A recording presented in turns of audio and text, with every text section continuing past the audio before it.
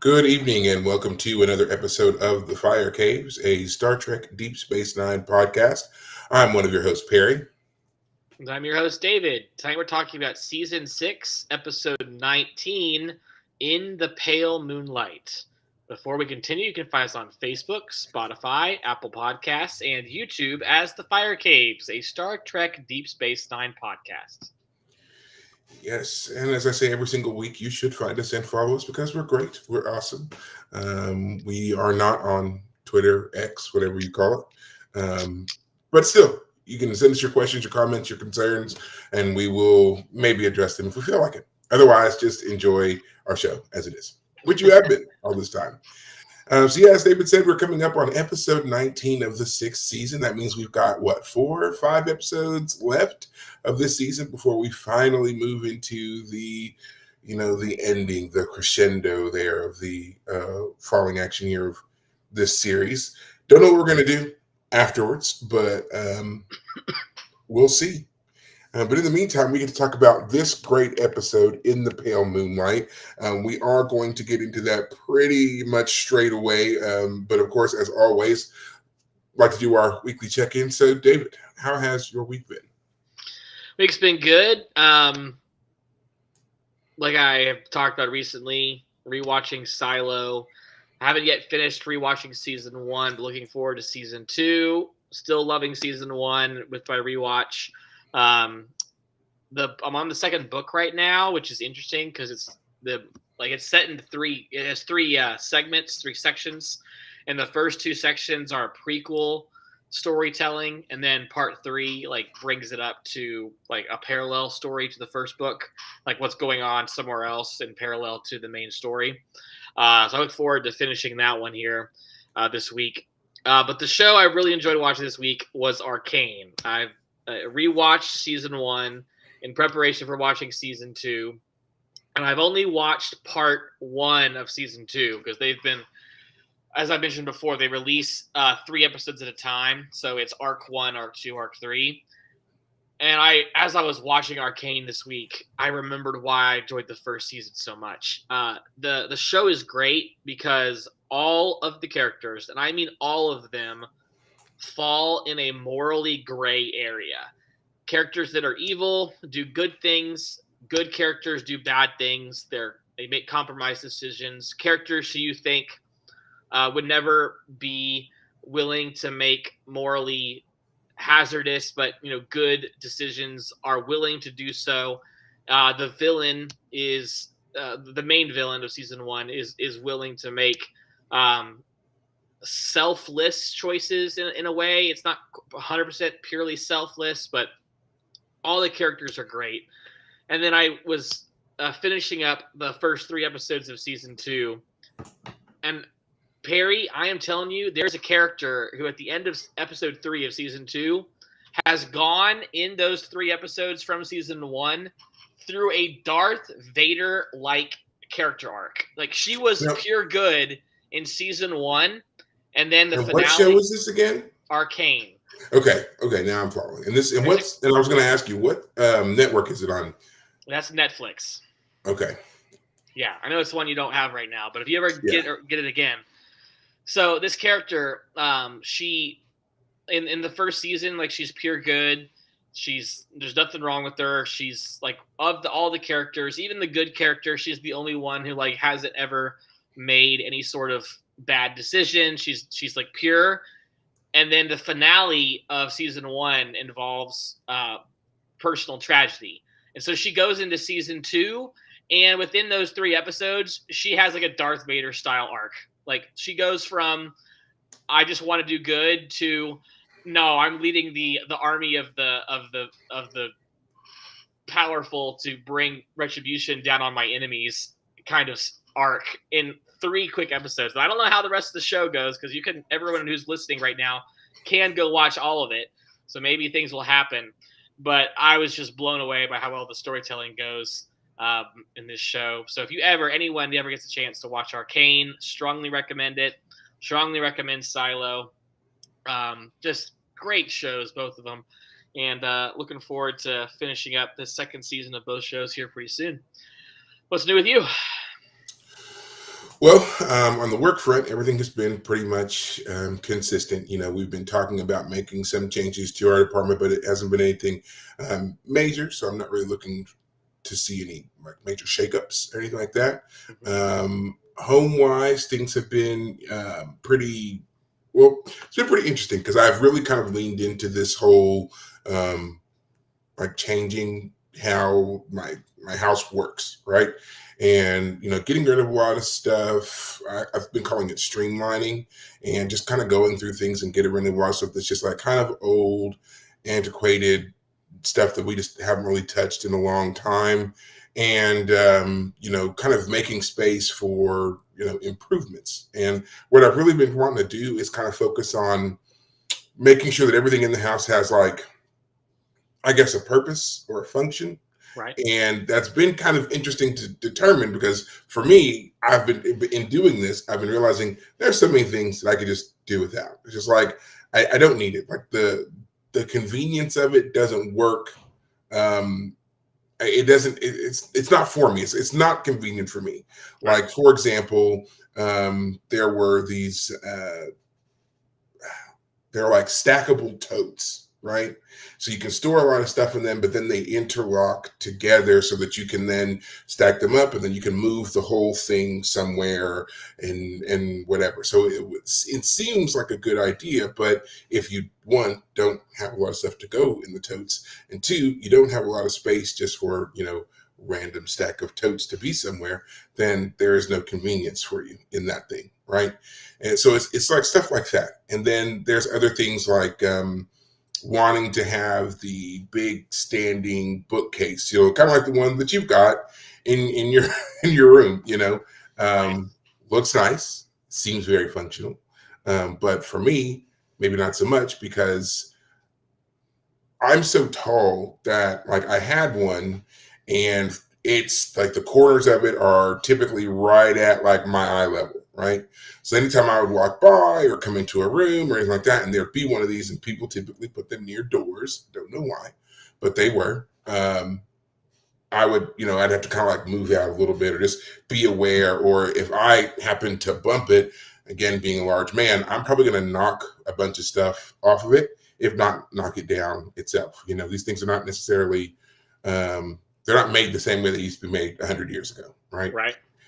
So, taking it into consideration and still having a lot of books myself and wanting to still display my books, I've opted instead to only have one of those bookshelves. I've moved it further away, like kind of deeper into the living room. So it's not near anywhere that I'm going to, readily walk by all the time. But then, in addition to that, I've been looking at getting these wall mounted shelves that come in varying sizes and shapes and stuff like that. And then you can stick them pretty much anywhere, and they can handle the load of several different types of heavy books and whatever else. But then you could just have them, like I'm going to get a series of three for my bedroom, and they're going to be hexagonal shaped, and they're going to be on one wall. And then I've got some other ones that I'm going to put in the hallway that are not so intrusive, but you can still use the shelving to put stuff there, and then scattering elsewhere. So it'll give you the ability to kind of like walk through, and there'll be books pretty much everywhere, but they Right. won't be in the way, which has always been my concern because again, I'm a large man, I'm a broad-shouldered man. Unless I happen to later on have a house custom built for me, I have yet to be in a home where the doorways and the hallways and like that really are accommodating for me. Like for me to be able to, and this is something I'm sure most people don't even think of, like when you walk through a door, right? You just walk through like full on standing. Well, a lot of times when I go to walk through the door, I have to turn slightly, just a little bit. Like one of my shoulders has to give a little bit because the door frames are so narrow. So it's Right. just like things like that, which make it even worse if you've got something next to your door frame or on your wall or whatever that I'm going to come by and I'll have to, do that again to get through. And it's just a little annoyance thing that I'm just like, I shouldn't have to really do that. Right.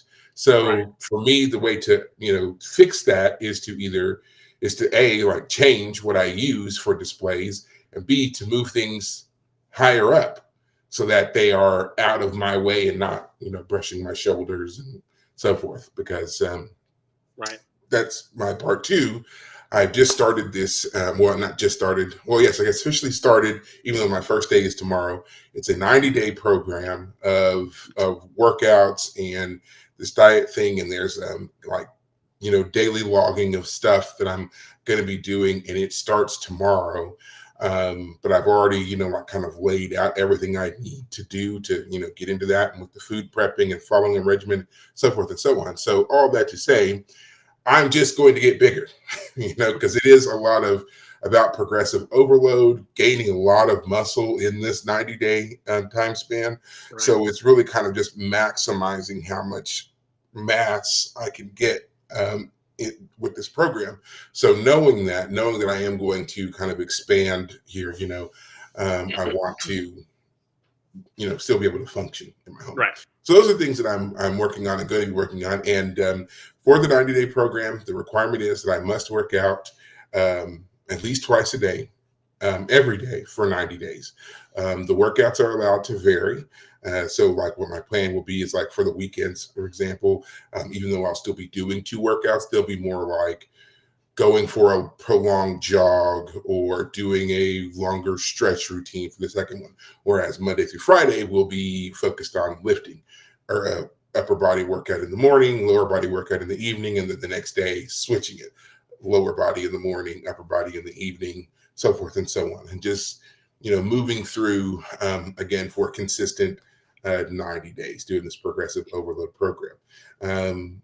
I have thought about posting some of these things. I don't know where I would do that. I guess on my personal Facebook page, at least to start.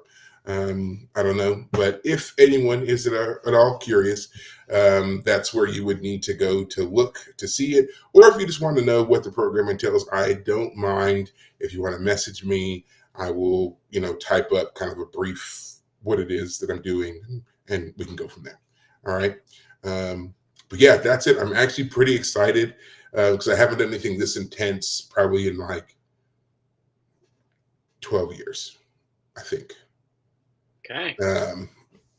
So we'll see if I can handle it.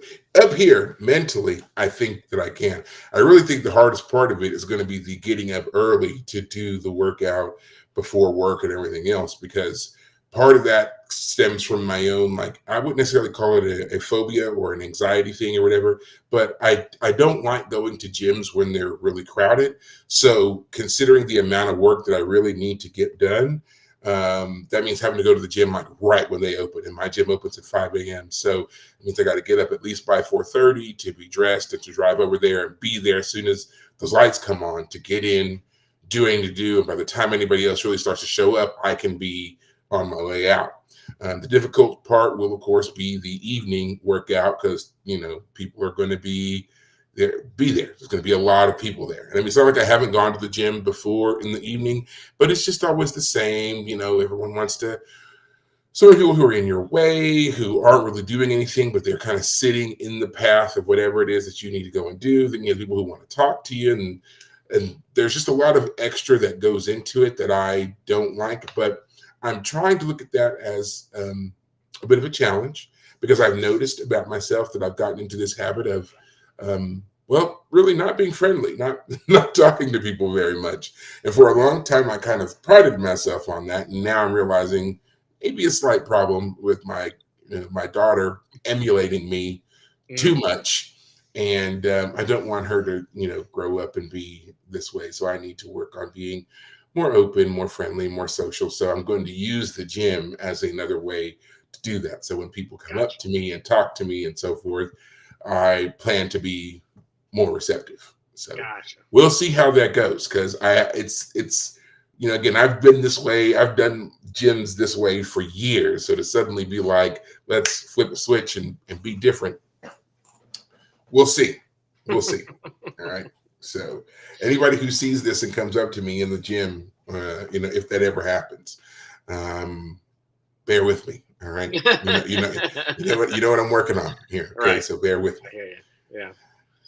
But we're not here to talk about all that. We are here to talk about Star Trek Deep Space Nine and In the Pale Moonlight, a all A episode, no B, just all A, and starring one of our favorites, if not our the favorite, Avery Brooks, Yep. Captain Cisco himself, the man himself, giving us Give the just man an the mic already. extreme. Come on. Yes, I think we've been like subconsciously pushing for this throughout the last 5.5 seasons, and then Right. when it finally happens, I don't think we could have gotten a better performance. You know, it's one of those situations where you've been waiting for the person to show up and deliver, and boy, did Avery Brooks deliver here. I Right. love this episode. I have a feeling David loved it too. So here we are. Now, of course, do you want to give the recap? Oh, yeah, I know you want to give the recap. Oh, yes, I do. Yes, I do. I keyed you up for this last week. So, yeah. You did. You did. All right. So I'm going to try to be very brief because there's a lot to talk about in this episode. So, again, bear with me. I'm condensing a lot here. And again, if you want to know the full details, go watch the episode. Stop relying on us to do it. Go watch it and come back for the very thoughtful and funny analysis. Anyway, summation. Episode starts with Captain Cisco in his quarters, and he's kind of in a fugue state almost. He's not really sure what the day is, and he's trying to record a personal log. And so, through him kind of getting his dates straight, he begins to relate to us how the casualty reports from the Dominion War are rolling in, and they're getting worse and worse every time they come in. The Federation and their allies, which at this point would just be the Klingons and maybe a few other smatterings of people, are just they're reaching astronomical levels. The Dominion is winning on all fronts. There doesn't seem to be anything that can stop them, and the Federation needs a win. So in one of these briefings where they're laying out the latest list of casualties, Dax and Worf and everybody is talking about the number of people they've lost and so forth. And they start mentioning the Romulans, because the Romulans have allowed the Dominion to violate their borders to chase down Starfleet ships and destroy them. And so they just brought up, well, you know, the Romulans have a non-aggression pact with the Dominion, so the Dominion doesn't really care, or not the Dominion, but the Romulans don't really care if the Dominion violates their space to come after Federation troops. So at this point, Cisco gets it in his head that the thing he is going to do is bring the Romulans into the war, come hell or high water. So we then see him talking over this plan with Dax and how they can go about bringing this to happen. Dax portrays, you know, kind of puts on her Romulan persona here and starts to debate with Cisco his finer points on why the Romulans should join the side of the Federation. And it basically comes down to the fact that he may have a good point, but the Romulans aren't going to do anything unless there is concrete proof that it's in their best interest to do so. Right. So now Cisco is looking at what he's got to do to get proof, and he decides to turn to someone that you wouldn't expect for him, and that is none other than Mr. Garrick. Mm-hmm. And this is the first time that we've seen Garrick in a little bit, you know? Mm-hmm. And so here is Garrick and Cisco talking about this plan to get some information and convince the Romulans to enter the war. Now, Garrick lays out some little bit of an elaborate, I got to talk to this person who then needs to contact this person, works with this person to do this thing, right? Which leads to a series of unfortunate events in which Cisco kind of has to bribe Quark at one point to not press charges against the guy they need to create this false recording, and then they need biomimetic gel, which we've heard about a couple of times in Trek and how dangerous it is. And we need this in order to facilitate the purchasing of a 100% true blue optolithic Cardassian data rod, which is crucial to the success of this mission. And then there is the setup of the meeting with the very high-profile Romulan Senator Vreenak, who is on his way to a diplomatic mission to a planet called Sakara. And on his way, he's going to divert to Deep Space Nine to meet with Cisco, listen to his argument, and to review said proof. Right. All of these things happen. Vreenak comes to the station. He basically, he's very annoying, and basically intimates that he only came because he wanted to see the station before it got blown to bits by the Dominion anyway. He's not going to believe anything that Cisco says. He thinks very poorly of Federation and Starfleet officers in particular. But here he is anyway. He's gonna listen.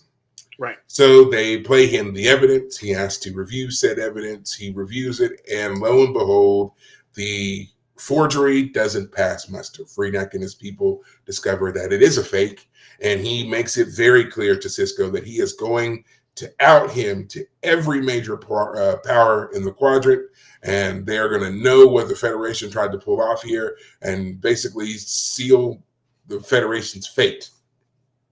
However, after he leaves, maybe they don't really say how long, but a couple of days, I think, goes by after he leaves. We find out Vreenak is dead. He was killed in an explosion. His shuttlecraft exploded.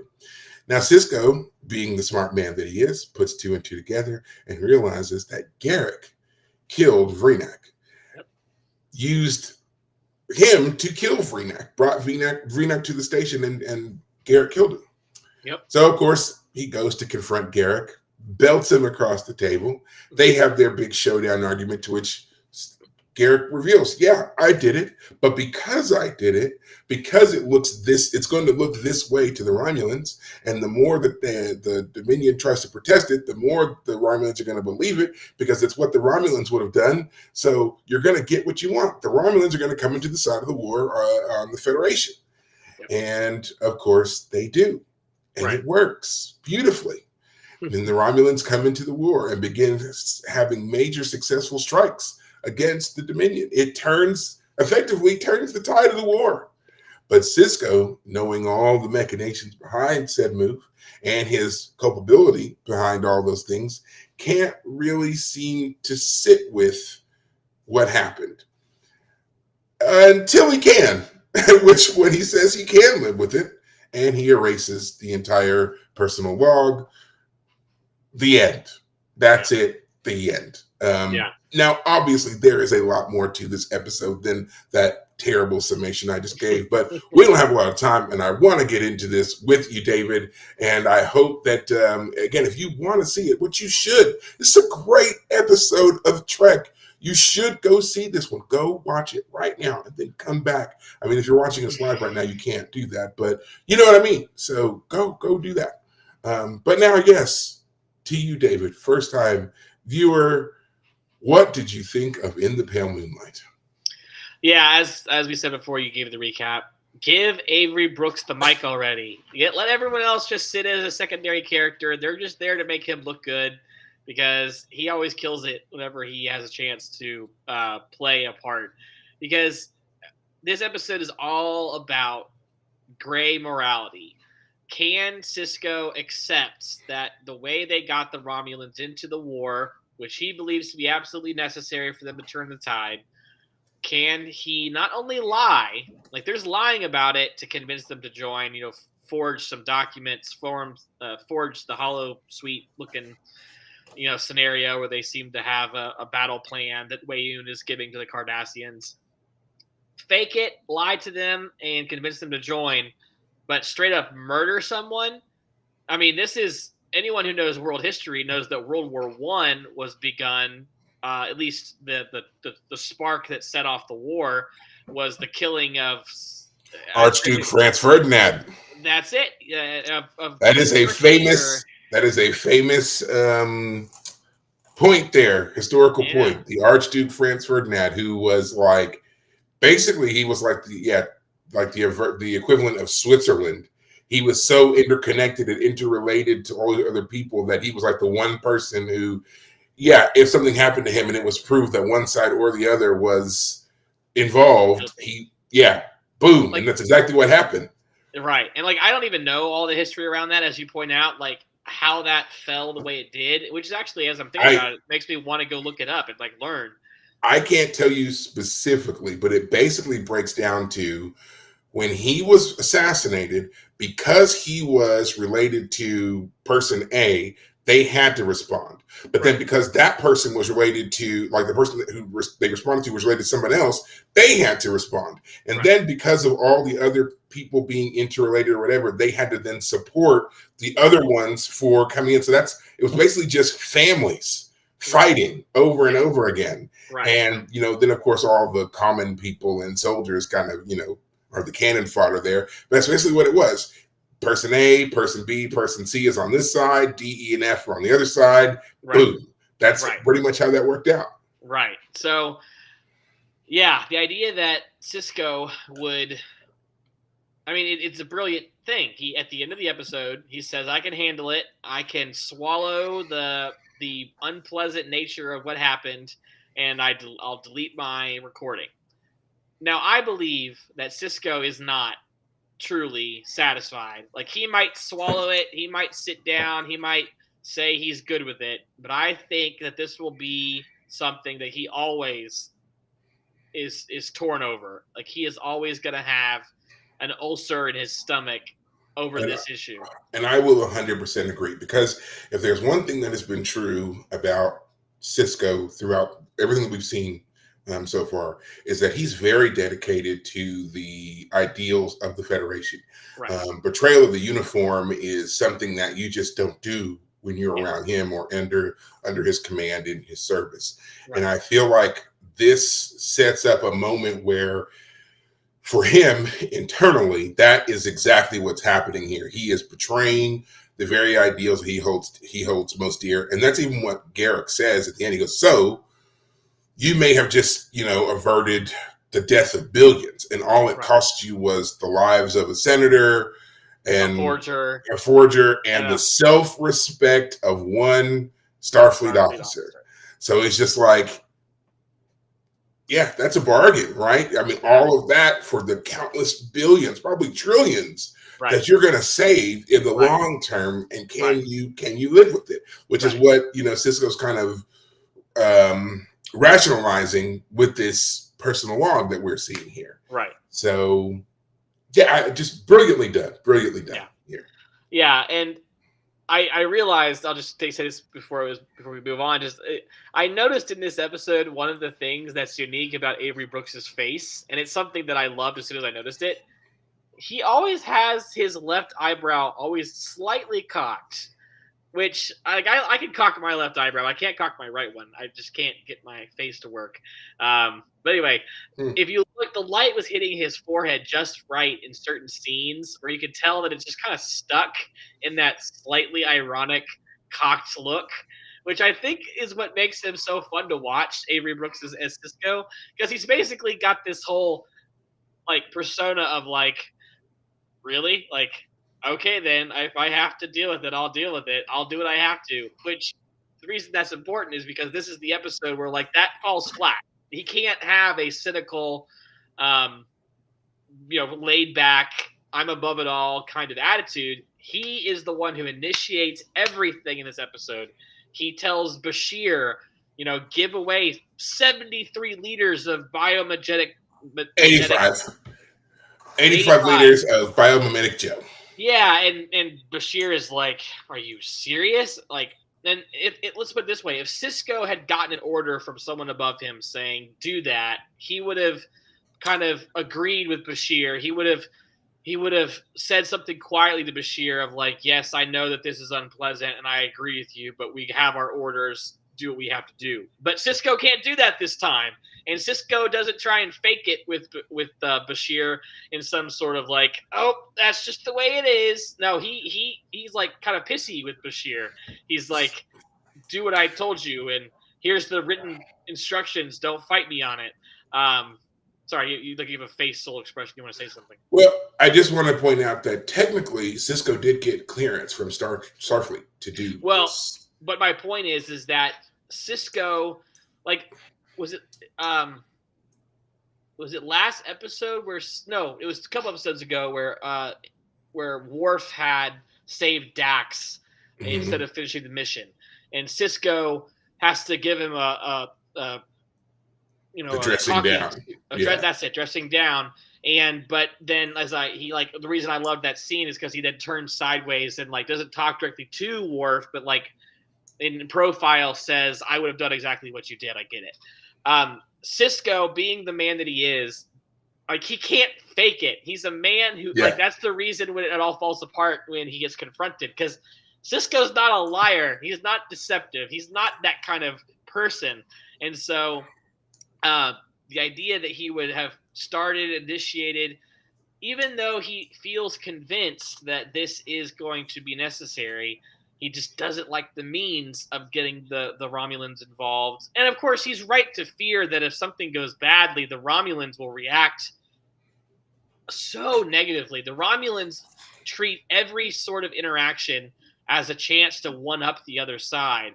And if they feel they've been one upped, they react with the absolute anger of like a wasp nest that's They're on the been, door in the kitchen. slapped. They On the absolutely bottom. will not take any sort of deception. And I'll tell you what, Well, I actually thought. No, so go ahead. Well, the Romulans are inherently paranoid. Yes. They do everything in the shadows themselves. Yes. They don't reveal unless they absolutely have to. I mean, we even see evidence of that in this episode with Vreenak and his shuttle. It lands on the shuttle pad and doesn't reveal itself until it's fully down and secure and Right. concealed itself within the station. Right. So, I mean, the thing about the Romulans, is that for such an intensely secretive people, and who believe in all these conspiracy theories and subplots and everything else, when someone else brings them one, they are no one would ever dare to betray us. Right. Which is the thing that they use here in this episode to get Vreenak on their side, or try to anyway. Right. So I thought what was going to happen is when Sisko got confronted with the false nature, the deception of the hologram, whatever the thing was, I thought what was going to happen was Vreenak, the senator, was going to go, you know what? You Federation types can't deceive us. We are so superior to you. And this gives me reason to trust you this one time. Because I know that if you're this desperate to try and deceive us, that you truly think that there is reason to do so. You would never do this unless you are absolutely at your limit. And that means that we now must step in and take the charge of this situation. We've been waiting all along. Blah, blah, some sort of we were waiting for you to do something. We were always ready for the Dominion to try and pull some trick, and we're ready to hit back harder than they ever expected. We just were waiting for the right moment, and now this tells me it is. But that's not what happens. That's not how it goes. The episode and I would almost be willing to me that's the ending you get in an earlier 80s or 90s Trek, where the bad guy realizes that, or we realize the bad guy has secretly admired the Federation from afar. And now that you're willing to somehow, some way embrace and demonstrate on their cultural level, a level of intrigue or deceit, they now have an all new respect for you, and they're going to want to play by your rules. But again, we're forgetting here that's not what the Romulans are about. The Romulans have always viewed the Federation as a hostile, invading, aggressive species. Right. And that, it has yet to be shown on film, but there was 100 years war between the Romulans and the Federation. And the neutral zone that was established out of that, it's still very much a tentative zone there. So the Romulans have always wanted some kind of way to exploit and destroy the Federation. So even in this, what you're saying, they wouldn't have done that. They would have been like, we know this is fake. We are kind of proud, it's oddly, inspiring that you're so desperate that you've kind of taken on our more superior tactics to prove your point. Right. However, it's still more advantageous for us to watch you get wiped out. So we're still going to just sit here. But, golf clap for you for effort is more of how this would have played out. More accurately in that. Well, I'm just saying that I think if Sisko had come clean when he was confronted, but then the senator was like, wait, you guys were accurate about our ship placement. And you pointed out how we actually do have a flaw, and this is a problem that we should address. And I just think that's the TNG in you right there. Right. That's the Picard in you. Picard being the,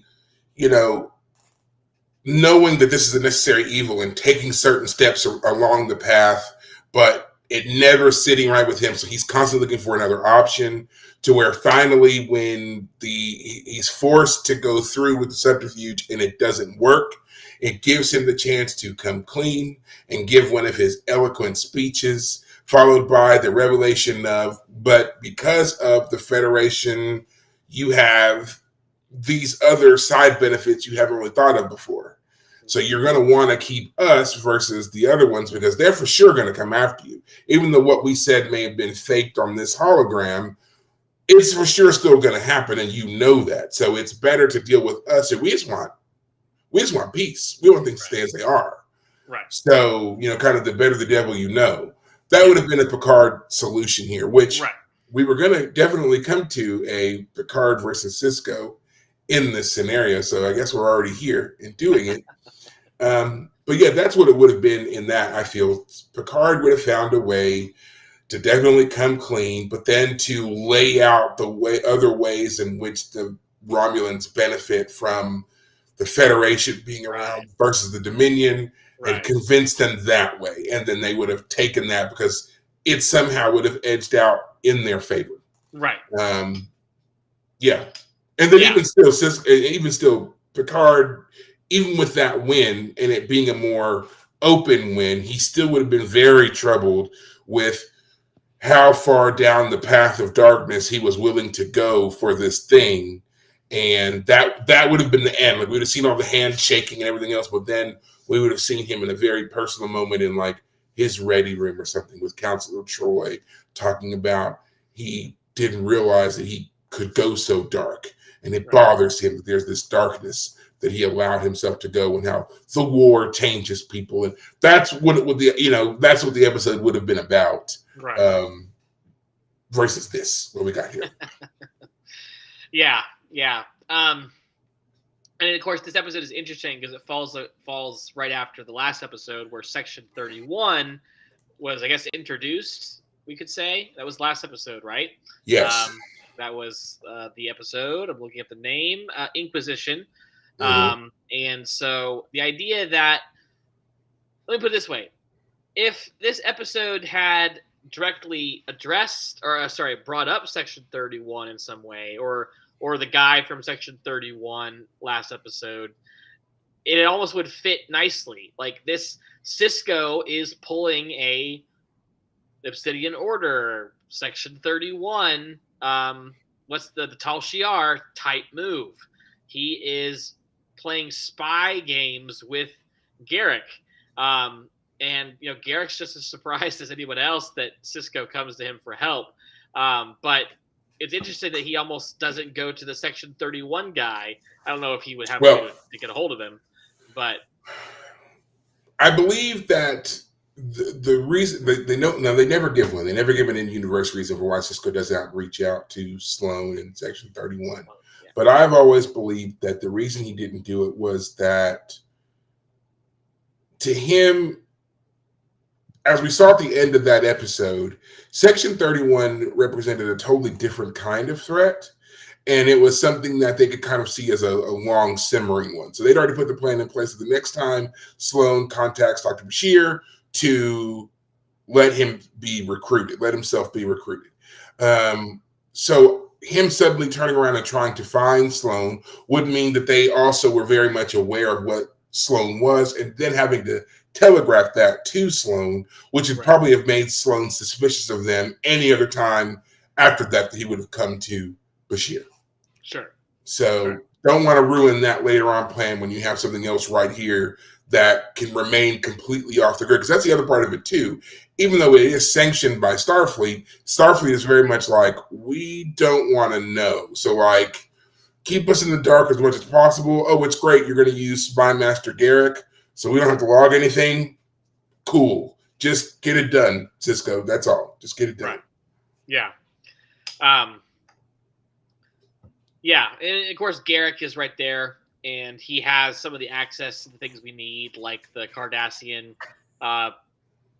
what's it called? Rod. The optolithic data rod. He had someone that was willing to sell him a genuine Cardassian optolithic data rod, which we now know they are these It's very special, one of a kind, disc chip rods, basically, that are only made in one place on Cardassia Prime. Right. So, and they can only really be used for one thing. And once the data is recorded on them, it's locked in. You can't alter. Over it. Yeah. Yeah. So, which is a brilliant idea. I like that. yeah, Yeah, it's a great way to like keep something very secure. It Right. can only be made in one place. There's a very specific way in which they have to be made. You can only record data on it. You can't alter it. You can't do anything else to it. It's there. It's locked in. So, and it's a one-time record. So once it's on there, right. that's it. No overriding. And the idea that it's also so like highly sensitive that only the highest levels of the Cardassian government ever use it, which is like, it was a brilliant idea. I love that part. And of course, you know, part of what Sisko has to do is to get the guy who was the forger. He has to convince the Klingon Empire to let the guy go because he was on death row, and Gowron personally was gonna take him out. Looking forward to killing him. Yeah. So yeah, this whole episode was really great. But actually, the best scene in the whole episode though was definitely when he was with Dax, and Dax was playing a potential Romulan. Mm-hmm. Like, this is all speculation. I need evidence. And that's literally what the senator said later on. Like, she played the Romulan character so well. And Sisko got into it. He was saying to her, "You should know. You should do this. You should do that." And anytime Avery Brooks says Sisko gets passionate, that's the best part. And that was the scene where he got the most passionate. So that's why it was the best scene. But also, you know, Dax was also fantastic. Which just goes to highlight, you know, like, she is such a beloved character, but she is criminally underutilized. Like, and this is not just Dax, but Terry Farrell is underutilized. She is such a great actress, and the scenes that we've seen her in up to this point have always been really great, really stellar scenes. And I feel like it's just kind of that old thing of, you know, when you have a character that is so complete from the beginning, it's kind of hard to find a way to show them having any real kind of growth, because they already seem like they've done everything. Right. So I think that's what it was, because they have this character who is, by all accounts, 328 years old. She's lived multiple lifetimes. She's had multiple experiences. She almost seems like she's kind of done with everything else. So for her to be excited or to be timid or unsure in any situation doesn't really seem to make sense for someone who has experienced so much. But I think it was a mistake to a certain degree to make her seem so worldly right away. There are other ways to express competence without it seeming like the person is bored. And I think that's what messed up Jadzia early on. And they do start to have moments where they correct it, and she shines. Yeah. And this is one of them. This is a great moment where we see where her experience, her knowledge come through. And it's very believable that she's playing this, you know, Romulan, you know, foil for Sisko to bounce these things off. And it was fun to watch. And what does he say to her? He says something like, you would have been a great Romulan or something. You would have made a great Romulan. And she said, personally, I choose the spots over the pointed ears. Yeah, which is, of course, hilarious because it's makeup. So she's literally... she's literally saying what her preference is. It's a great little, you know, almost a fourth wall break to a certain degree. Right. It's a great moment. It is hilarious, especially when you consider that the the makeup was originally not intended for the whatchamacallums. The trill, the spots. That's it. Yes. Yep. Trills originally did not have spots. They had these weird, like, McDonald arches, ridges on their foreheads, which would have definitely screwed up the look for Terry Farrell. So, and if you ever get curious, this is a quick aside. If you ever get curious, there is several videos on YouTube that you can watch. There are several videos on YouTube that you can watch that show the makeup artist putting the spots on Terry. Quite the exhaustive process. Now, yes, her spots do go all the way down. However, obviously they didn't do that for every single day because it wasn't necessary. She just got the ones that, you know, were on the side of the head. And I think they did like side of the head and collarbone, because just in case there was anything to show. But that would be it. But yeah, you can go and watch those videos. Apparently, it's an interesting and intricate process to do. And then you have various fan videos where people try to replicate said thing. Not as interesting, but that's not even there. Now, I do want to talk about another scene which I really enjoyed. This is the scene where Cisco is summoned by Odo to Quark's bar because Quark has been stabbed by our hologram forger, and the forger has dropped Cisco's name. And so Cisco comes down to figure out what's going on. And even though it's, a glancing blow for Quark, it's still a stabbing. And so Odo's like, Cisco goes to Odo and he says, well, I really can't have his name appearing on anything.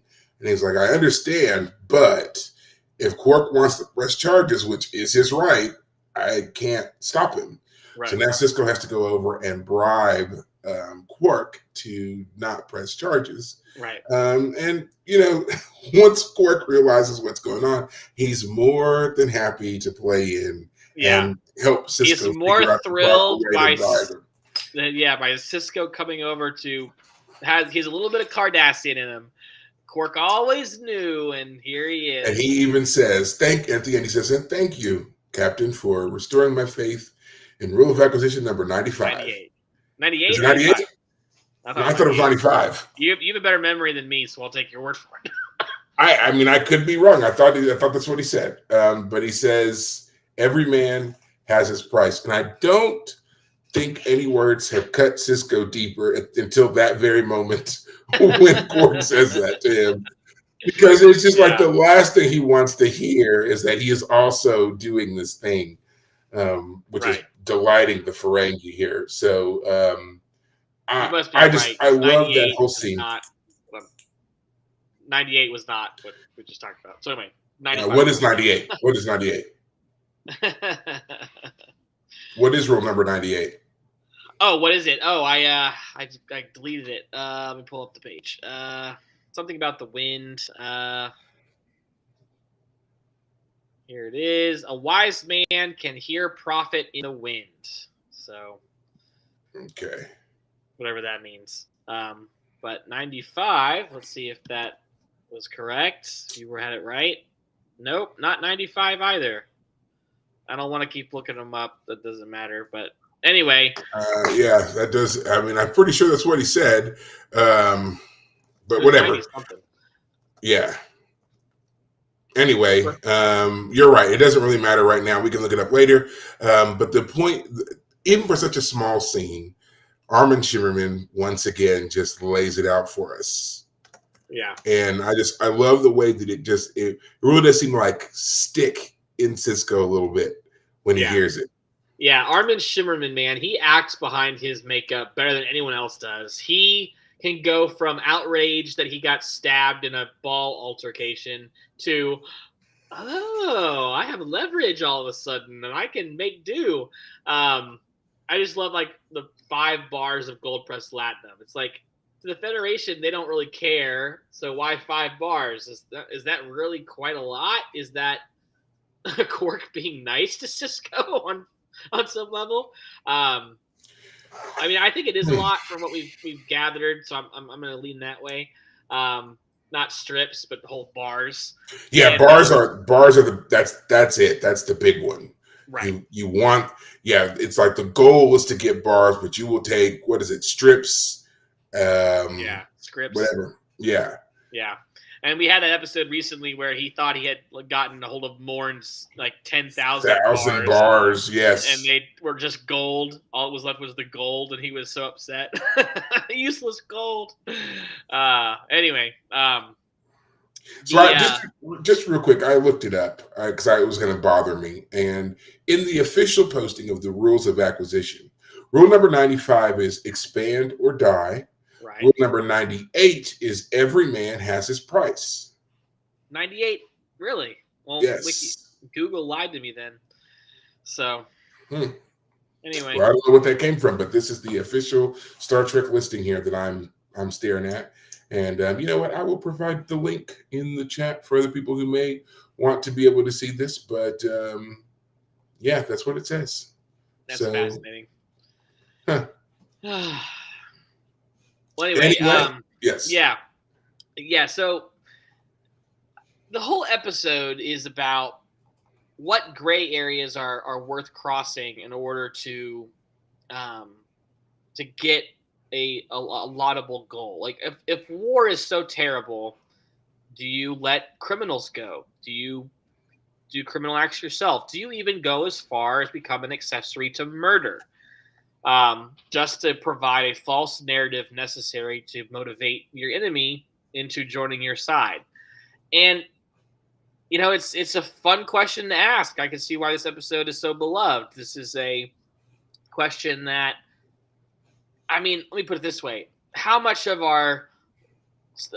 the history we know is actually, there's holes throughout all of it that we Mhm. we think we know the official version, but turns out if we knew the truth, there's some deeper, darker things that happen to actually motivate people to do certain things. Like, I don't know where I would start, but I'm sure we could, if we had all of history laid out before us, it would be fascinating to find out Oh, um, what's I, going I I 100% agree with you, and I find that like almost daily, I find out something about some seemingly obscure aspect of history that is a total mind blower.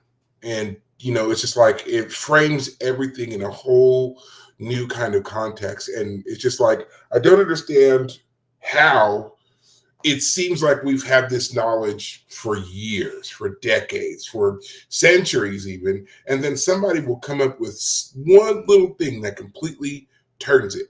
And it's like that.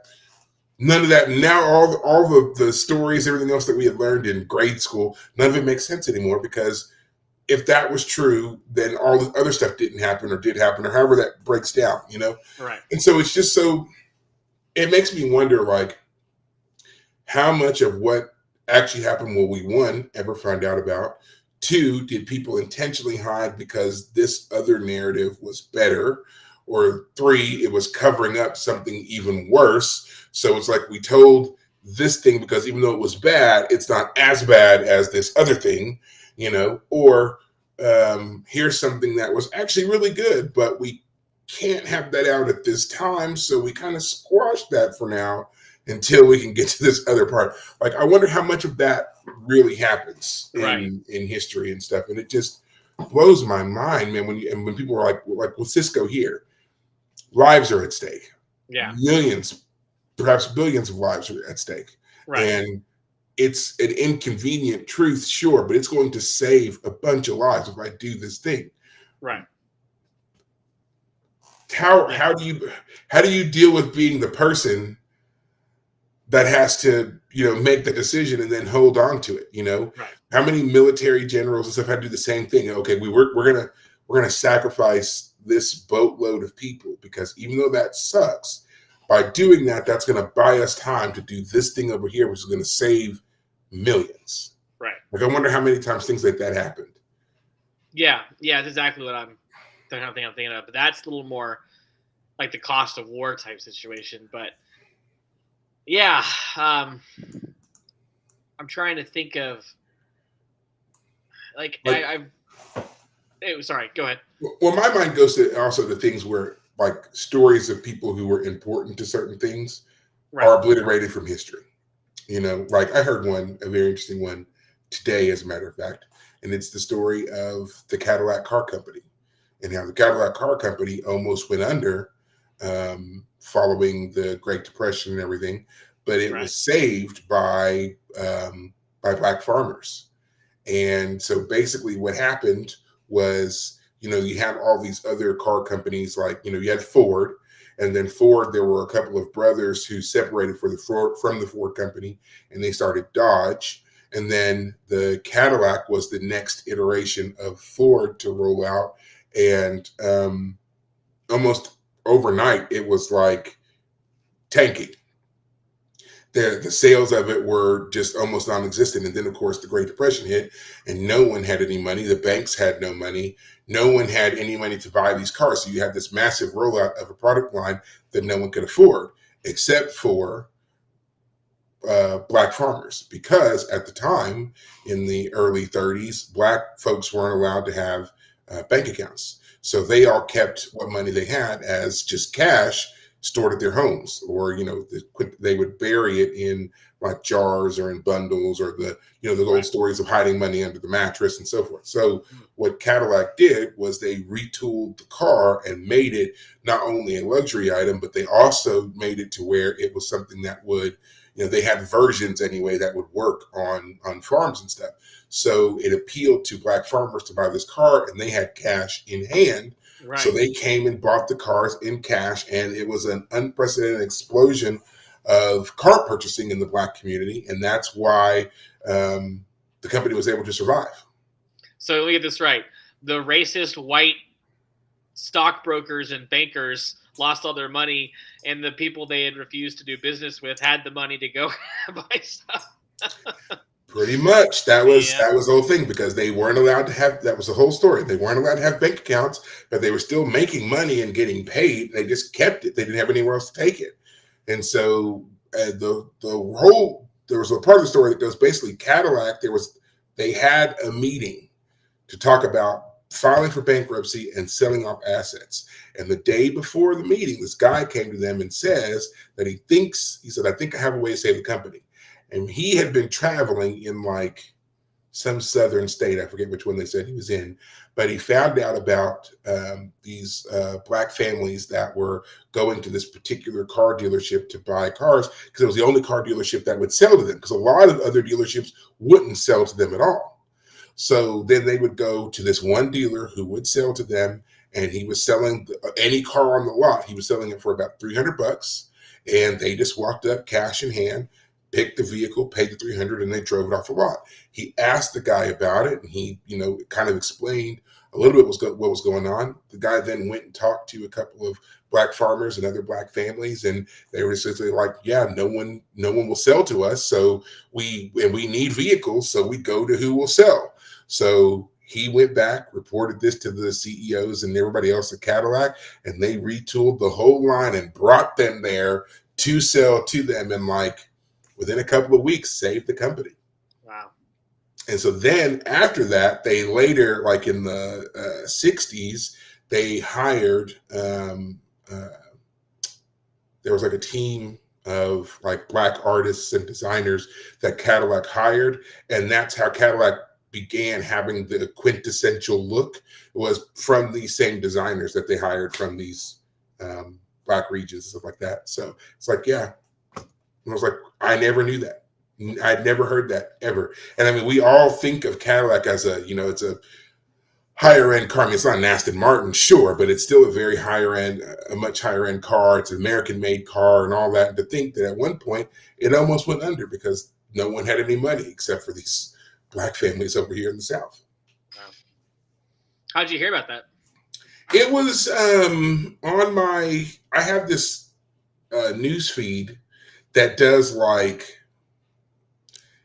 it's like little did you know stories. And so it'll do it for almost anything. And it's the first. And so it was just on there, and I was listening, like half listening to it. And then I heard the part about Cadillac, and I was like, what? And I went back and watched the rest of it. You can find it on YouTube. It's like, how they do the YouTube shorts. And so, yeah, it's called Little Do They Know. And it's like, and it's just random people that come on and they tell you what the thing is that they say, little did you know. And then they show you like links and stuff to, what little proof there is of whatever it is. So, Right. Yeah, it was fascinating. Yeah. Yeah, man. Crazy to think it was only not even 100 years ago. It wasn't. Like I said, there was the Great Depression, and then that got them through the Great Depression and onwards.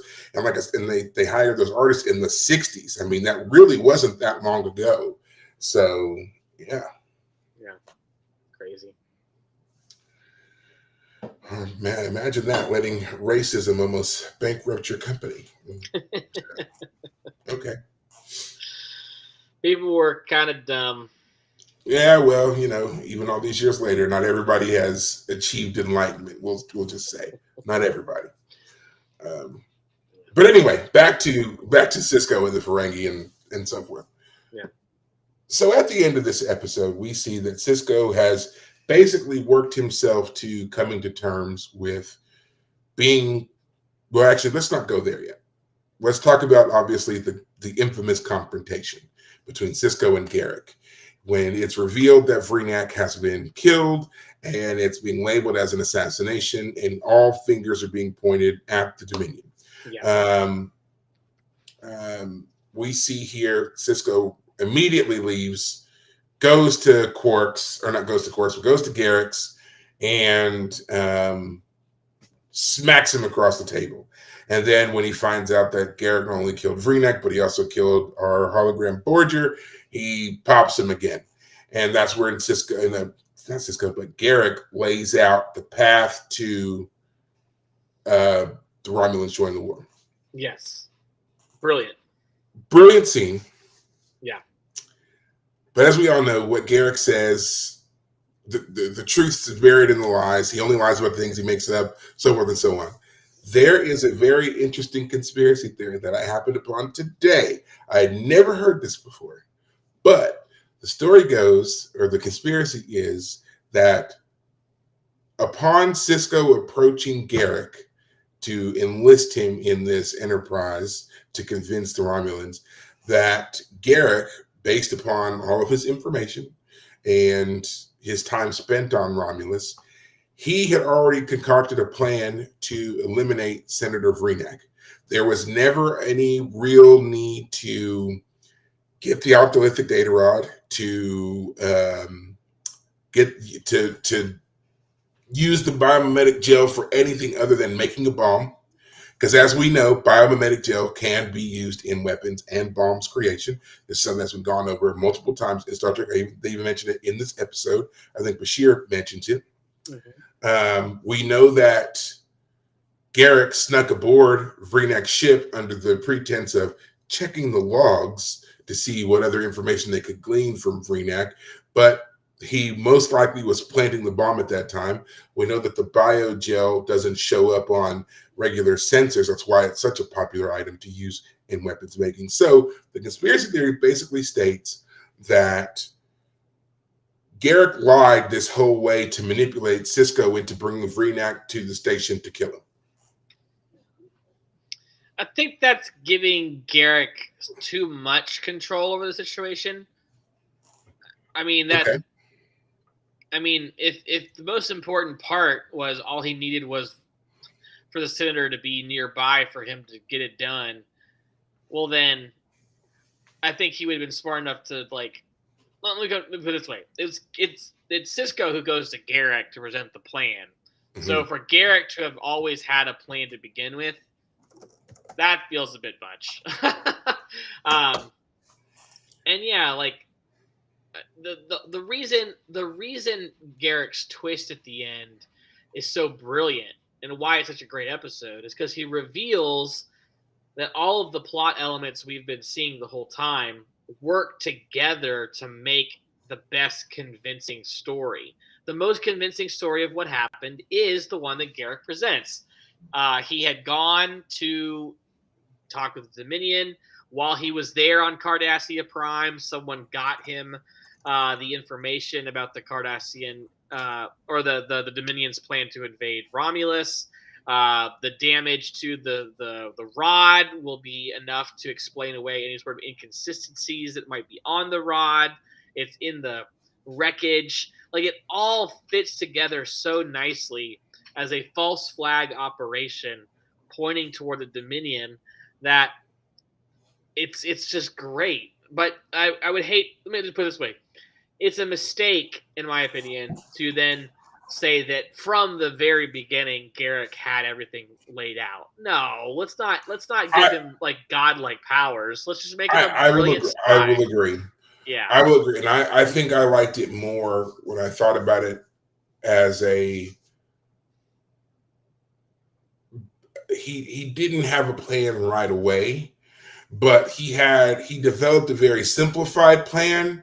But what he needed was to bring Cisco along, so he intentionally convoluted some things to make Cisco culpable.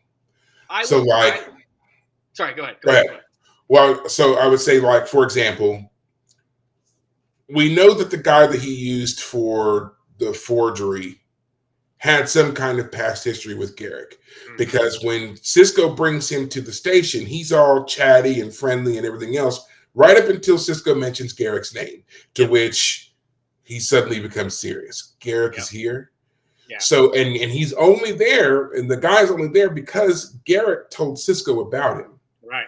So I think that this was Garrick seeing an opportunity to not only help Cisco, but to also help himself a little bit. Whatever his dealings were with this forger, he had intended to get rid of him all along, and this was his easy way of doing that. Right. There's that. There's probably another forger out there that he could have used, but probably someone else. But he had some past history with this one, who was clearly very scared of Garrick. And then what do you think about the fact that Galron already had him, was planning on executing him? Like, well, I mean, but Garrick knows Klingons, and if you do enough and you win them over, they'll let you go. There's plenty of times where people have insulted Klingons and been told they're going to die, and then you buy them some blood wine, you defeat them in combat, whatever. And it's a good point you mentioned that, because apparently Galron had told the guy, "I'm going to kill you tomorrow," enough times that he made a quip about it to Cisco. Yeah. So and so he's been saying over and over again that he's going to kill him, but he's still alive. Whereas Garrick, his guy is truly afraid of. Right. So there's that. We know that Garrick spent some time on Romulus. Whether or not he knew Vreenak previously, we don't know. But we do know that Garrick, as he says early on in the episode, he's just as interested in the defeat of the Dominion as the captain is. Right. He just believes that, and as we know, he's not shy on assassination attempts. He just believes there's a better way to do it than trying to convince him. Let's persuade the senator. Screw the senator. Let's use him as a sacrifice to draw his people in.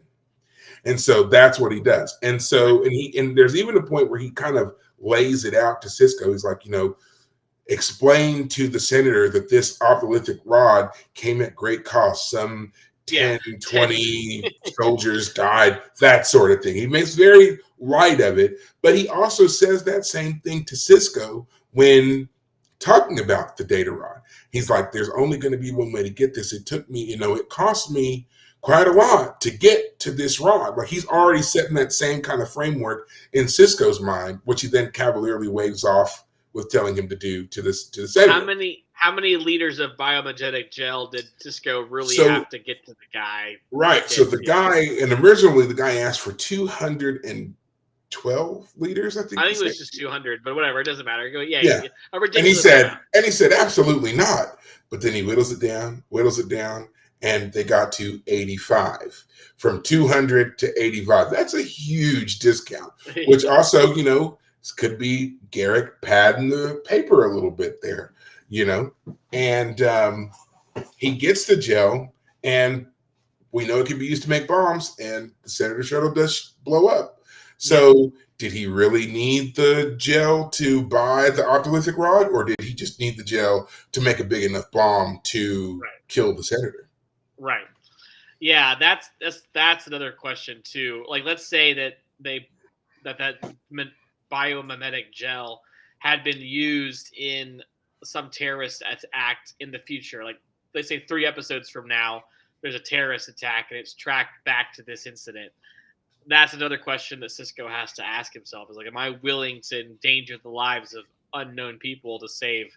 But like, it's the classic question of, the trolley question. There are 5 people, on the track, and if you hit the switch, you save the 5, but you kill one other guy. What do you do? And I mean, it's always a compelling argument. The one guy is less than the 5, and so it just mathematically makes sense. Speaking of which, while I'm thinking about it, have you ever seen the show The Good Place by chance? Yes, I have. Yeah, because that show, there's literally an episode where the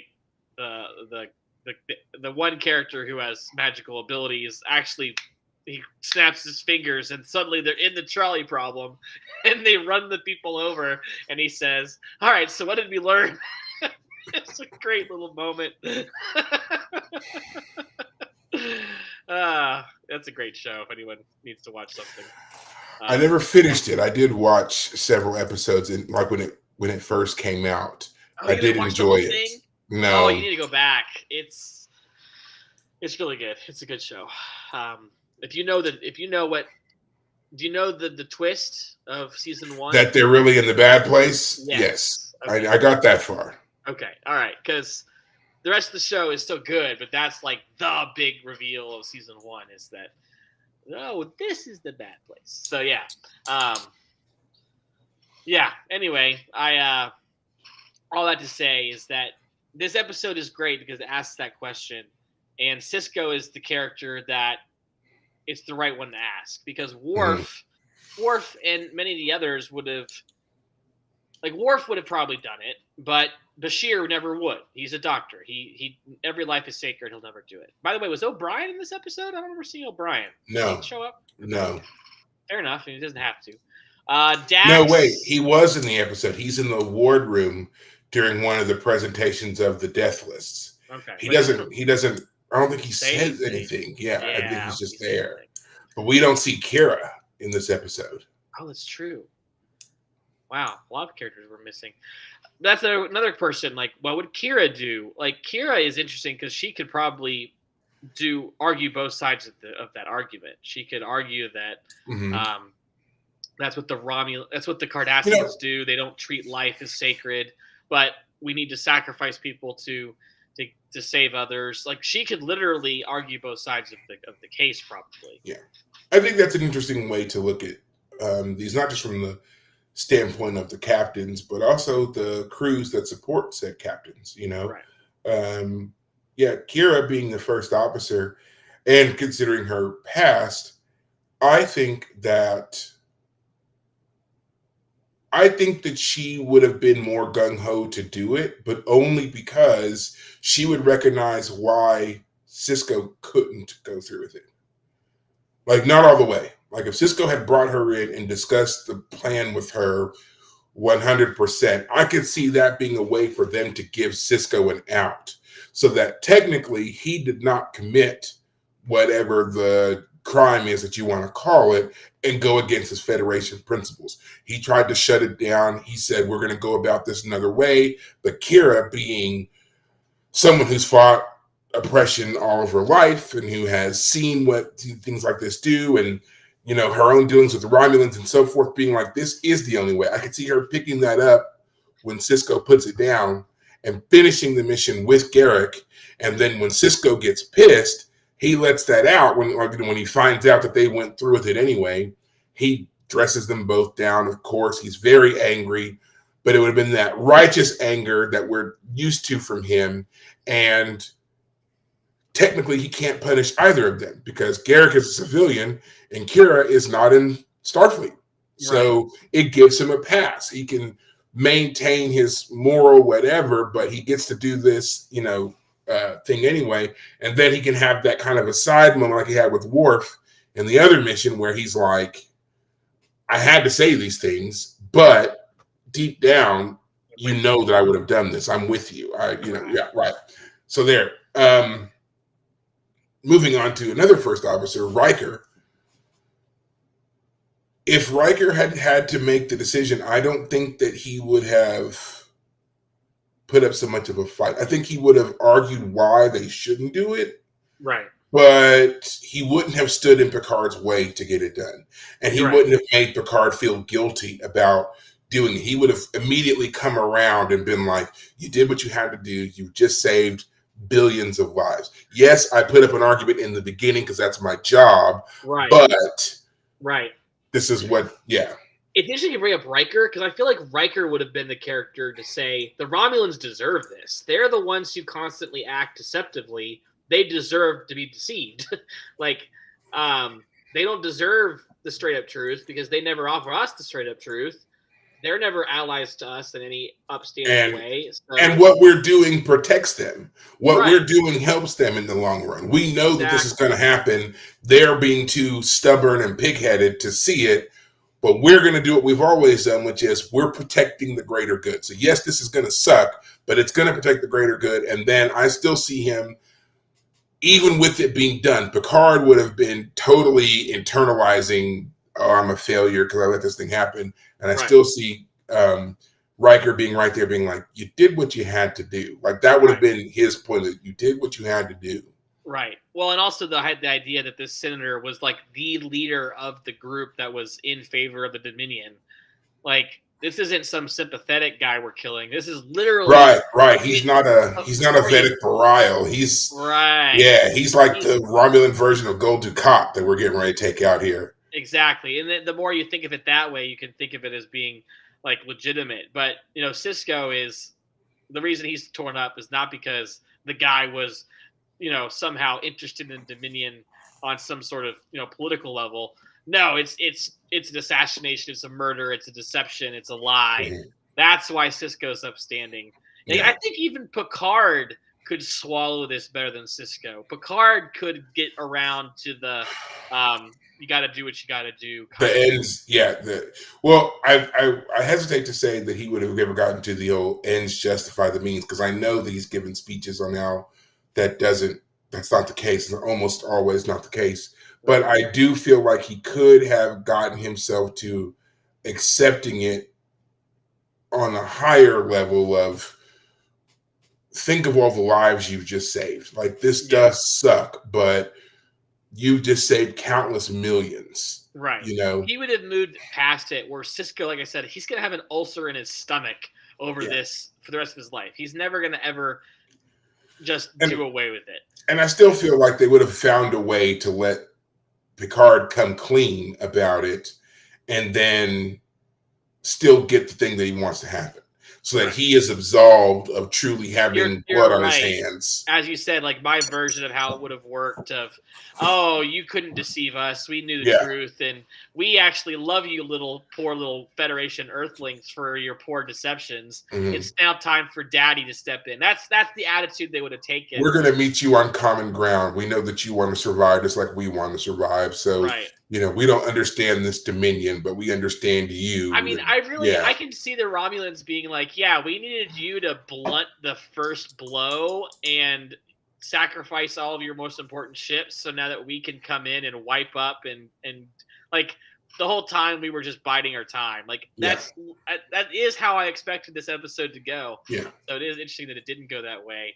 Now I know you don't know enough about the other captains, Janeway, Pike, and so forth. And I'm not even going to talk about Pike because I feel like this is too far out of a frame of reference for him, and he's too new in Trek. But Captain Janeway, someone said it online because I read some things about in the Moonlight in prep for this show, and someone said it online. And I just cracked up. It was like Janeway would have come up with the plan before Garrick did, the plan to assassinate before Garrick did, and I was just like, I understand why you're saying that. Because Janeway, she's, especially once you got later on into the show, she was very, very much about, if you're hurting my people, I'm taking you out. Like there was just no middle ground. So I could understand that. But if you're talking about like seasons 1 and 2, Janeway, I feel like we would have I don't think it ever would have happened. I think that she would have been so repulsed with the idea of portraying Starfleet's principles to do an assassination on someone, she never would have agreed to it. Just never. She would have come up with something else to do, or for her, it would have been that the holographic forgery was perfect. It passed. That's how they would have sealed the deal on her for her sake. And then still to absolve her of lying to the Romulans, they would have gone on a mission where it is revealed that the Dominion really was planning the invasion of Romulus. Right. And so she's absolved that way. So even though she got them there under false pretenses, it later bore out that she was actually right and telling the truth. She just didn't know it. She bluffed her way to the truth, is how that would have gone. Right. And her first officer, he would have just argued the whole time. Don't do it, don't do it, don't do it. You say all the time about principles and lying and blah, blah, blah. He was always, that's one thing I never liked about him. No matter what her plan was, he was always against it. There was never a time where he was like, I think this is a good call. I fully support you. It was always, I don't think that's right. We should do something different. Always. And it bothered me so much about him. Like, I get it that you're supposed to kind of, check the captain a little bit to make sure that their heads are on straight. But this man, like, it was like he went out of his way to not do what she wanted.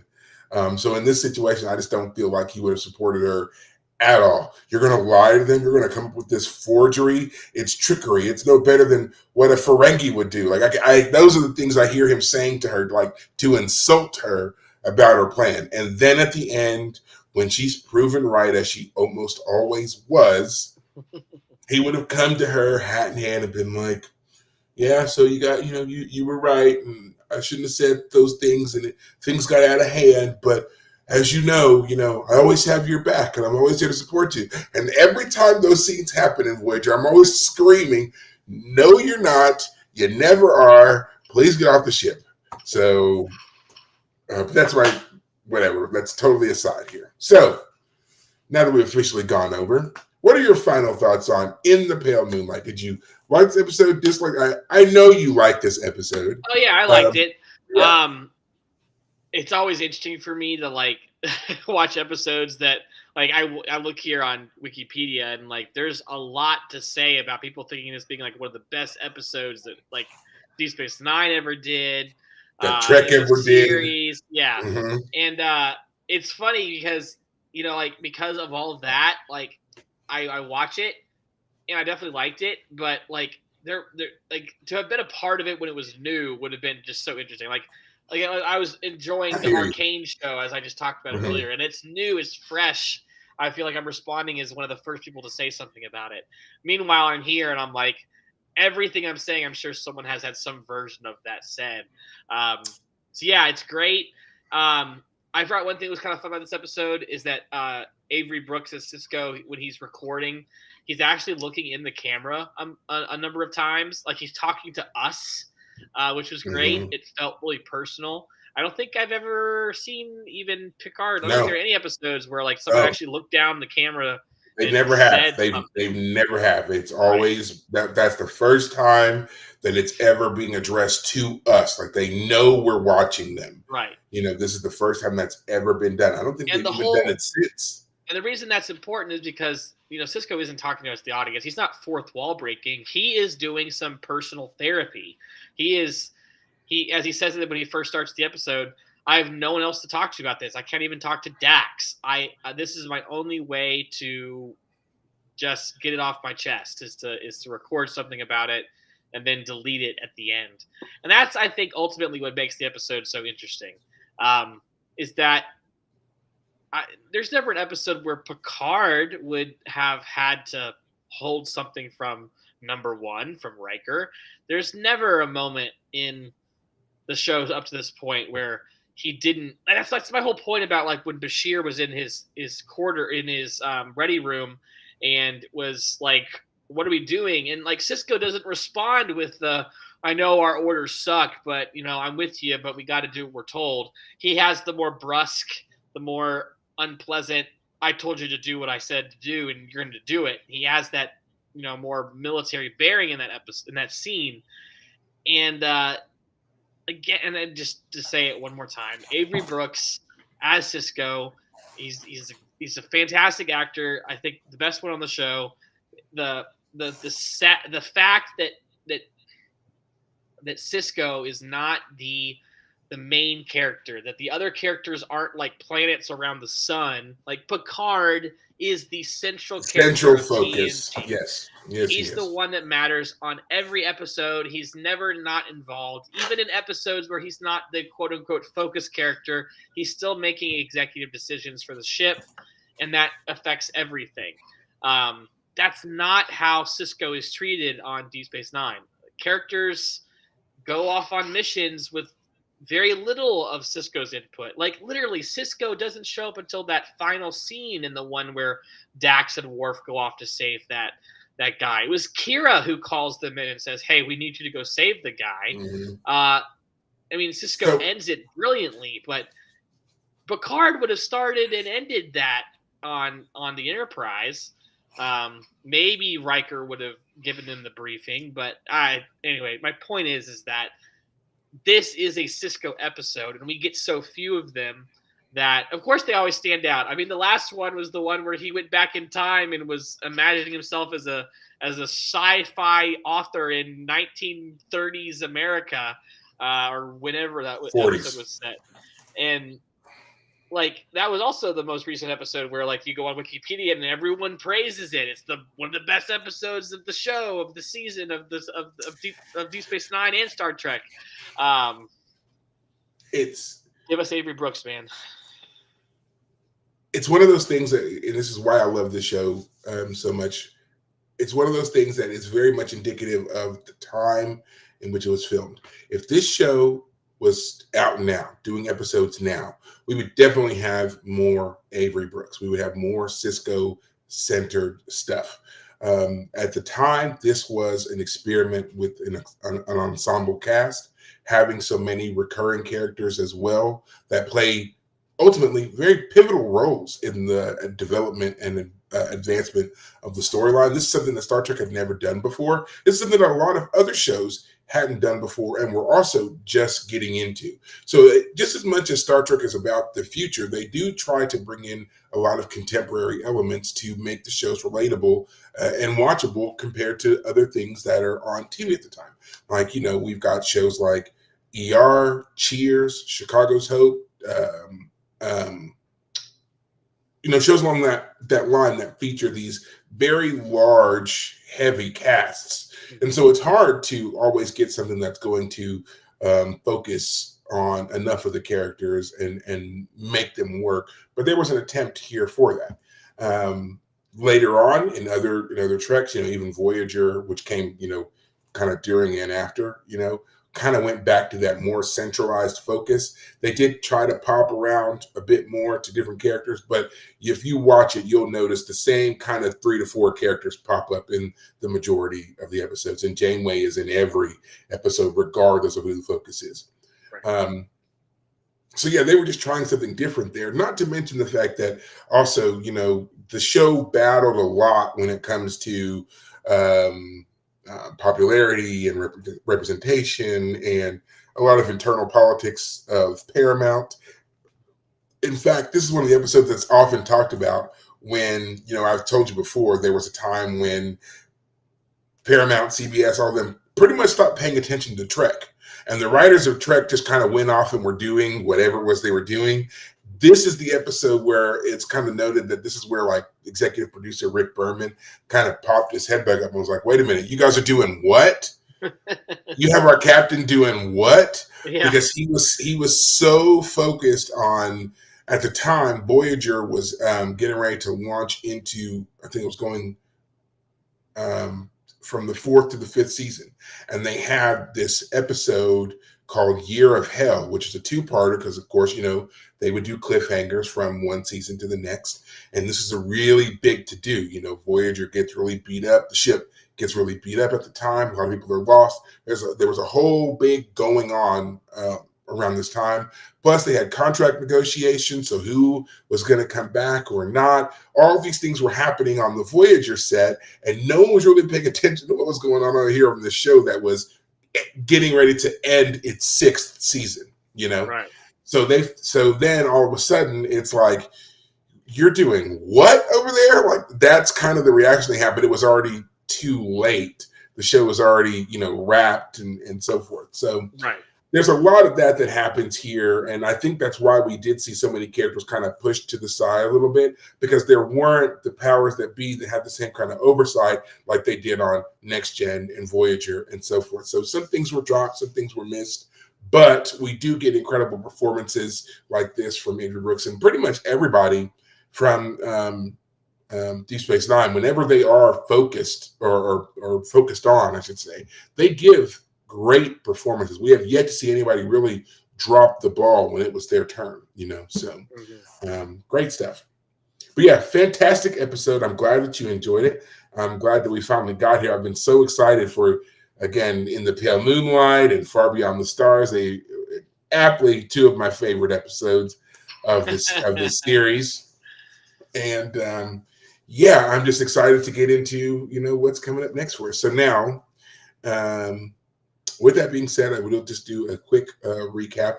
Um, Star Trek Prodigy is no, not Prodigy. Lower Decks is in its fifth and final season. You can catch it on Paramount Plus, and I strongly advise that you go ahead and do that.